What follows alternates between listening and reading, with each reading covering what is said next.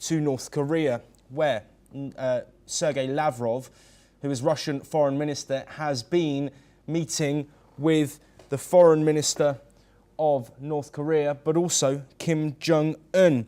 Kim Jong Un received the Russian foreign minister warmly aboard his yacht. This visit, confirmed by the Russian foreign ministry, saw Lavrov brief Kim on his discussions with North Korean foreign minister Cho Son-hu earlier in the day.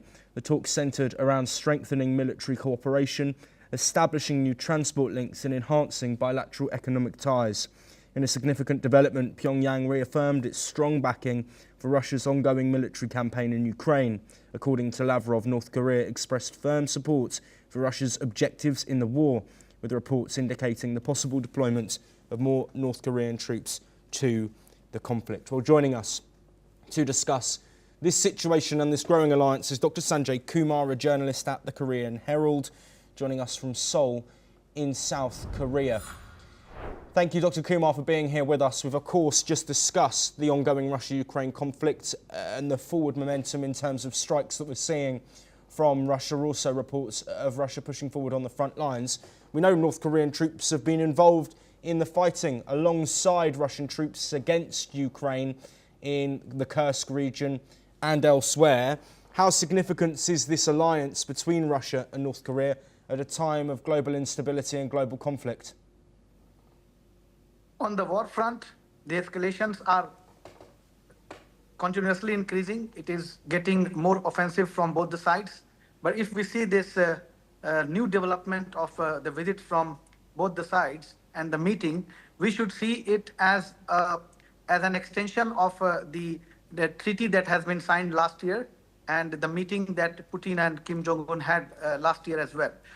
Few days ago, we were saying that we should not see this as a surprising thing. Yeah, but the numbers had been little different through different sources.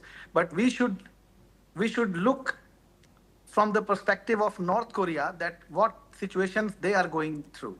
They have supplied troops, which is not a new thing. It is in the public, but from their perspective, they have some economic ambitions as well.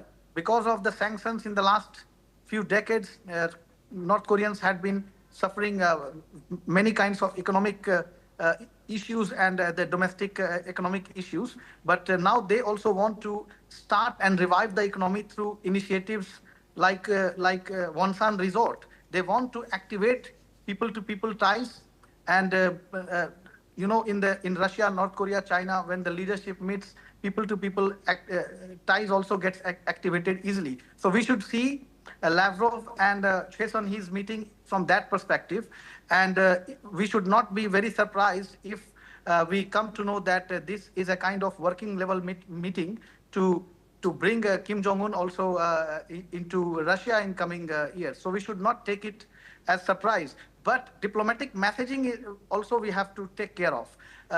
Lavrov is coming from the ASEAN summit, like ASEAN forum, and he had been discussing this issue as well. And at the same time, in the East Asian region, Korea, Japan, and US, they have come up with they are doing this air drills as well, with some drills through bombings as well, like involvement of B-52H, then Korean F-16, and then Japan's F-2. So this trilateral cooperation is also sending some kind of message and diplomatic pressure to counter it. And then until tomorrow, Lavrov is going to be in the north, but after that, on Monday, likely he's going to be in China. So this is turning out to be a very geopolitical initiative.